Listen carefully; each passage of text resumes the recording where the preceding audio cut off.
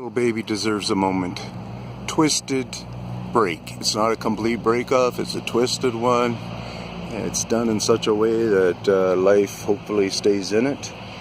And it starts as a little bit of game, a try at getting some lower growth heights and such like that is part of my figuring, but they haven't told me completely on that, right? But you could imagine if you were walking across the park here. See, it hasn't been completely broken, you know, it's so much of it is still held on from that twisting break. You see that? Like, that's a superb style of breaking. Like, that's, and it can only be done by, by that force of twisting. Yeah, somebody might want to say that, oh, somebody was out on the branch, and when he swung down, you know, whatever, it twisted. You're wrong, but that's okay. Why wouldn't they pick more fuller of a branch? Maybe they did, and they turned around and just cleaned it up a little bit. Let's take a look.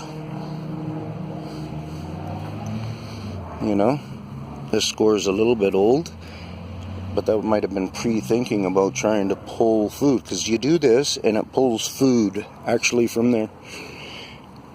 Trees are developed that way, where they have a signal system and they'll actually draw food for an injury. That tree right now, I don't know how quick it triggers its system, but that tree probably already feels the shock in its system and has gone into a system of trying to feed that a lot.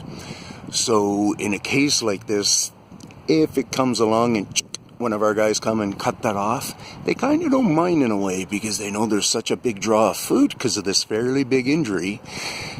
It will send throughout the tree still, and they might then choose to do a couple of scorings up top to draw that energy to there.